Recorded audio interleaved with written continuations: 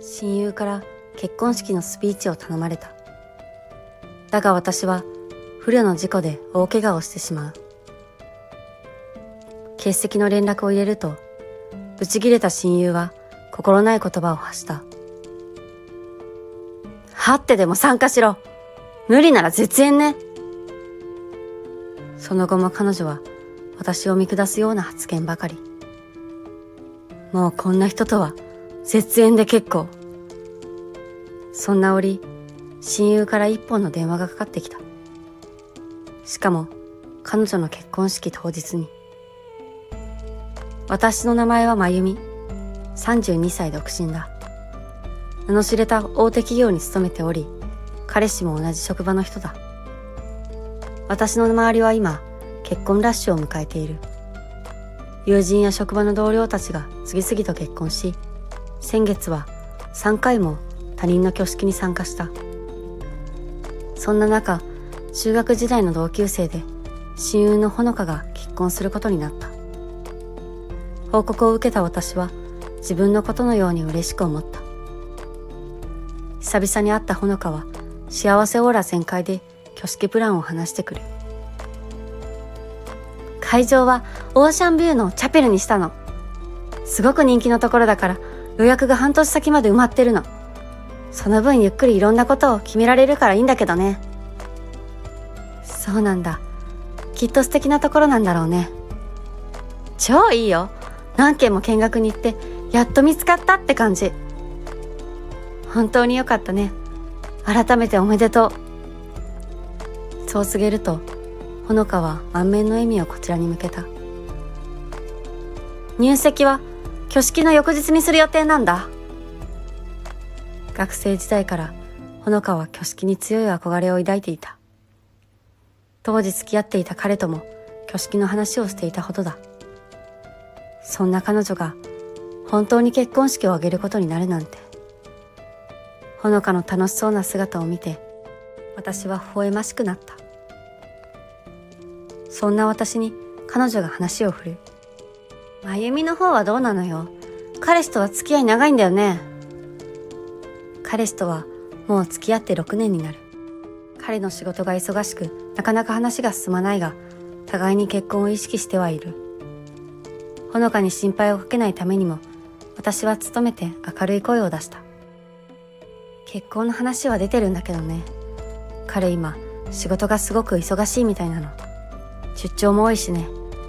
昇進の話も出てるみたいだから、彼の仕事が落ち着くまで結婚は無理かな。そっか。でも昇進なんてすごいじゃん。玉の輿に乗れちゃうかもね。まゆみと彼氏もともといい会社に勤めてるもんね。玉の輿ね。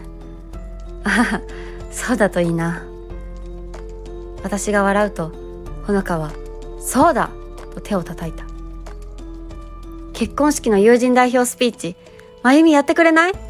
お願いできるかな？私が友人代表で？うん、まゆみしかいないって。だからやってもらいたいの。ダメかな？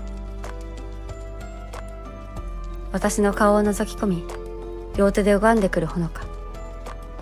不安と期待が入り混じるような表情に私はつい OK していた。ダメなんかじゃないよ。友人代表なんて嬉しい。ありがとう。親友のまゆみに絶対スピーチをやってもらいたかったの。よかった。引き受けてもらえて。結婚式に招待してもらえるだけで嬉しいのに、友人代表のスピーチを頼まれるなんて光栄だな。まゆみを呼ばないで誰を呼ぶっていうのよ。感動的なスピーチ楽しみにしてるからね。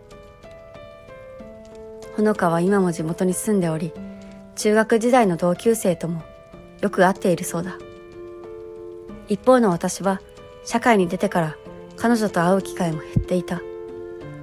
そんな私にスピーチを頼んでくるとは思わず、予想外の誘いにテンションが上がった。互いの近況を少し話した後、私たちは別れた。それが2ヶ月ほど前の話である。その間ほのかは中学時代の友人とも会っていたらしく、友人の何人かが私に連絡を入れてきた。しかしその内容はほのかの結婚を祝福するものではない。むしろ彼女の言動をよく思わないものばかりだった。ほのか、良くない方向に変わっちゃったのかな。同級生の話を聞き、そう思わずにはいられなかった。そんな中、ほのかから会いたいと連絡が入る。スピーチの打ち合わせも兼ねて、私は再び彼女と会うことにした。しかし、いざ会ってみると、ほのかは挙式自慢ばかりだった。私の彼、俺はこだわりないからほのかの好きにしたらいいよって言うんだよ。料理も衣装も会場の飾り付けも全部もっと一緒に考えてほしいのに。まあ、これはダメ、これは嫌だって言われるよりはいいでしょ。確かにそうだけどさ、結婚相手といっぱい話し合って最高の挙式にするのが夢だったからね。こうなったら思いっきり豪華な結婚式にしちゃおっかな。好きにしたらいいって言うんだからいいよね。予算の範囲内でね。私が釘を刺すとほのかはニヤッと笑った。私の彼ね、一流企業に勤めてて収入もすごくいいんだ。趣味も特にないからお金が貯まる一方みたい。だから挙式の予算も気にしなくていいと思うんだよね。結婚相手にどれだけ尽くされてきたか、プレゼントには何をもらったのかをほのかは事細かに語った。確かに相手はお金に余裕がある人らしく、ほのかがプレゼントされたバッグや財布は私でも知っているような有名ブランドばかり。それらを自慢しながらほのかは自分から話題を変えた。そういえばこの前よりに会ったんだけどさ、彼氏が工事現場で働いてるんだって。やばくない？え？何が？だって工事現場だよ。汚いし、どう考えても給料低いじゃん。誰でもできる仕事だしさ。なんでそんな人を選ぶのか、私にはさっぱり理解できないよ。だからゆりを結婚式に呼ぶのはやめたんだ。馬鹿にしたような言い方にカチンときた私は、苛立ちを声に出していた。ゆりはその人が好きで付き合ってるんでしょ。ゆりがいいなら、それでいいじゃない。まゆみ、なんで怒ってんの？同級生から聞いたよ。ほのか最近、友達の彼氏の仕事や年収を聞きまくって、見下してるみたいじゃない。そういうの、やめた方がいいよ。ほのかがとやかく言う問題じゃない。以前の彼女に戻ってほしい気持ちで、私はほのかに忠告した。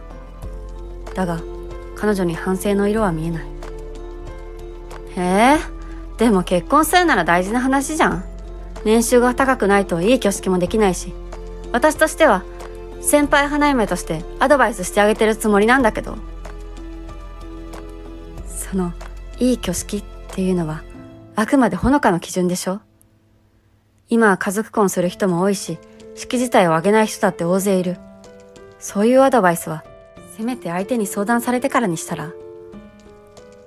私は親切心で言ってるのにな。説得を試みるも、ほのかは納得していない様子だ。そんなことより感動的なスピーチ楽しみにしてるからね。別れ際にそう言われたが、私はすっかり気が重くなってしまった。こんな気持ちのまま、ほのかの言う感動的なスピーチをできるとは思えなかった。彼女の挙式は3ヶ月後に迫っている。その間に以前のほのかに戻ってほしい。そう願わずにはいられなかった。そんな私にある日事件が起きる。通勤途中、駅の階段を登っていると、目の前にいた高齢女性が足を滑らせた。私は女性を助けようとしたが、支えきれずに一緒になって階段を転げ落ちてしまった。私が下敷きになったため、女性は打撲程度で済んだが、私は右腕と右足を骨折してしまう。治療後もリハビリを兼ねて数ヶ月の入院生活を余儀なくされた。担当医から話を聞いたとき、私は申し訳なさでいっぱいになった。ほのかの挙式に出られないと分かったからだ。しかしこればかりはどうしようもない。命に関わることなのだから、ほのかもきっと許してくれるはず。私は早速ほのかに連絡を入れた。もしもし、ほのか？さ、本当に申し訳ないんだけど。あ、まゆみ？どう？感動的なスピーチの原稿は出来上がった？もうすぐ結婚式だと思うと楽しみで夜も眠れないよ。気の重い私とは対照的に、ハイテンションのほのかの声がさらに気分を沈めた。ごめん、ほのか。実は私、骨折しちゃってさ。しばらく入院しなきゃいけないの。だから結婚式も出られそうになくて。嘘でしょ？じゃあスピーチはどうするのよ？スピーチ原稿はできてるの。だから他の子に代読してもらおうと思って。代読してもらう友人には何人か当てがあった。あ、レイナはどう？きっと引き受けてもらえると思う。今までも友人代表のスピーチしたことあったじゃん。国語の授業の時も音読すごく上手かったし。嫌だよ。レイナはパート勤務だし、彼女の旦那さん年収低いんだよ。そんな人に友人代表のスピーチなんてされたら私の品格が下がっちゃうじゃない。いつかきっと以前のようなほのかに戻ってくれるはず。そんなわずかな希望は粉々に打ち砕かれた。気づくと私は大声を上げていた。年収なんて関係ないでしょ。そんなことでレイナを判断しないでよ。嫌なものは嫌。私はまゆみにスピーチしてもらいたいの。大手企業に勤めてるまゆみじゃなきゃ嫌なの。それは本当にごめん。でも私、身動き取れないの。ご祝儀は後で渡しに行くから。ベッドに寝たきりの状態で少し動くだけでも激痛が走る。車椅子での移動もしばらくは無理そうだった。そんな私にほのかは心ない言葉をぶつけてくる。さ、親友の結婚式だよ。はってでも参加しろ。無理なら絶縁ね。彼女の言葉に私は呆然としてしまった。しばらく無言でいるとほのかはさらに続けた。まゆみと彼氏はちゃんとした会社に勤めてるでしょ。そういう人じゃなきゃ友人とは言いたくないの。正直言って私に見合う友人ってまゆみくらいしかいないんだよね。後の子たちはみんな私の品位を下げるからスピーチなんてさせたくないの。ほのかの言葉に私の腹は決まった。こんな人と親友でなんかいられない。自分が病院のベッドにいることも忘れ、私は大声を上げていた。もう絶縁で結構よ。職業や収入で友人を選ぶなんて最低よ。すると彼女もまた逆ギレを始めた。ふざけんじゃないわよ。親友の結婚式をドタキャンするなんて常識なさすぎ。そんなんじゃ友達いなくなるよ。ドタキャンになったのは本当に悪いと思ってる。でも常識ないのはどっち？ほのかこそ今のままじゃ友達いなくなるよ。私のどこが常識ないって言うのよ。非常識なのはまゆみよ。まゆみがドタキャンしたことみんなに言いふらすからね。その後もギャーギャー騒ぐので私はほのかとの和解を諦め電話を切った。私の体を気遣う言葉は最後までなかった。もやもやを抱えた私は見舞いに来てくれた彼氏に泣きながらまゆみの話をした。すると彼は私の肩を叩いてこう慰めてくれた。俺はまゆみが間違っているとは思わないよ。彼の言葉に救われた私は気持ちを切り替えて治療に専念することにした。ちょうどほのかの件で連絡を取り合っていたこともあり、中学時代の友人が何人も見舞いに来てくれた。だがほのかが病院に現れることはなかった。私のもとにほのかから電話がかかってきたのは彼女の挙式当日だった。電話に出るなりほのかの怒鳴り声が耳に響く。まゆみ、あんた何してくれたのよ。よくも人の結婚式を台無しにしてくれたわね。身に覚えのない話に私は動揺した。何のこと？それより今、結婚式の最中でしょ？電話なんかしていいわけ？ほのかの挙式は10時半スタートだ。正午からは披露宴が開始される。それなのに、こんな時間に電話をかけてくるなんて。いぶかしがる私に、ほのかは怒り狂った声を上げた。知らないふりしてんじゃねえよ。まゆみが全部仕組んだことなんでしょ？だから何のこと？私、何もしてないんだけど。欠席の話？結婚式は欠席するって前に言ったじゃない。あんたの欠席は聞いてたけど、全員が欠席するなんて聞いてない。え？驚愕の事実に私は思わず絶句してしまった。憤慨しながらほのかが現状を説明する。挙式の時に私の招待客だけやけに少ないと思ったの。でも気のせいじゃなかった。披露宴が始まってから分かったわ。テーブルがガラ空きなの。友人が一人も来てないのよ。まゆみがなんか言ったからでしょ。自分が欠席するからって周りまで巻き込まないでくれる？なるほど、そんなことがあったのね。そう思いつつ私は彼女に言い返した。私がそんなことするわけないでしょ。嘘つかないで。じゃあなんで誰も来ないのよ。おかしいじゃない。友人たちには自分の欠席以外は何も伝えていない。見舞いに来てくれた友人たちも特に何も言っていなかった。それなのになぜ？だがほのかの次の言葉に私の疑問はすぐに解消されることとなる。レーナにはちゃんとご祝儀を包んできたらスピーチやらせてあげるって言ったのに、なんでレーナも来ないのよ。スピーチする人がいないし、このままじゃせっかくの披露宴がめちゃくちゃになっちゃうじゃない。ちょっと待って。その言葉、レーナにそのまま言ったわけ？そうだけど、それが何？私の友人代表としてスピーチするんだもの。ご祝儀を持ってこないような人にやらせるわけにはいかないでしょ。だから前もってパート勤務の彼女に警告しといてあげたのよ。原因はきっとそれだよ。え？ほのかの間抜けな声に私はため息をついた。レーナはパートってだけでご祝儀を怠けるような人じゃないでしょ。なのにそんなこと言われたら気分を害するに決まってるじゃない。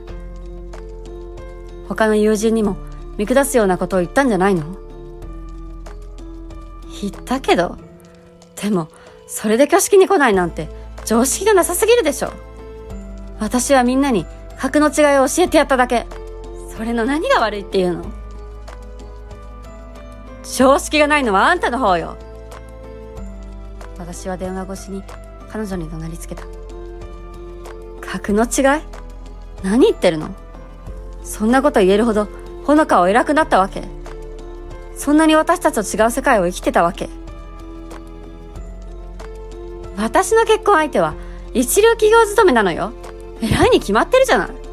お金もいっぱいあるんだから。こんな豪華な結婚式、みんな本当は羨ましかったはずよ。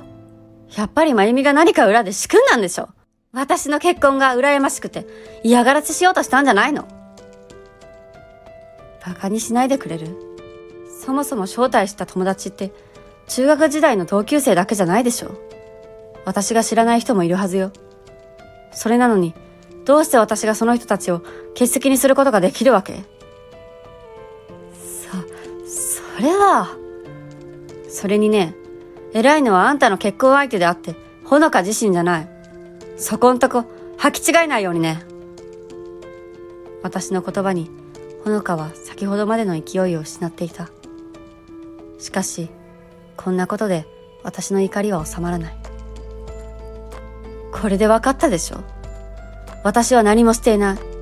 お見舞いに来てくれた子たちにも何も言わなかったわ。それなのに濡れ衣を着せられるなんてたまったもんじゃない。なんならこっちから絶縁してやるわよ。待って。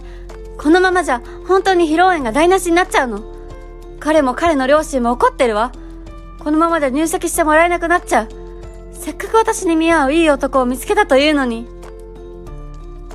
この後に及んでなお、私に見合う、などと口にするほのかに、私は呆れるほかなかった。これ以上話をしても不快になるだけなので、私は彼女を見放すことにした。もう親友でも何でもない。あんたの披露宴がどうなろうと知ったこっちゃないわ。自業自得よ。ほのかが先に絶縁を言ってきたんだから、もう連絡しないでちょうだい。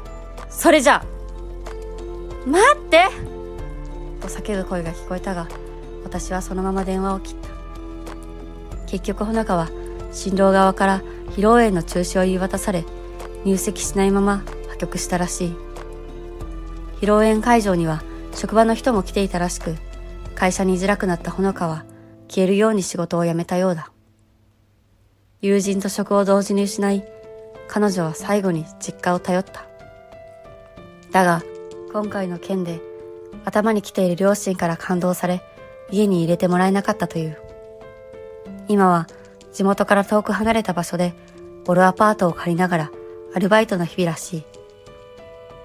一方の私は彼の昇進が決定し、結婚の話も本格的に進んでいる。中学時代の友人も式に呼ぶ予定だ。結婚の幸せに浸り、周りが見えなくならないよう、初心を忘れずに生きていこうと思う。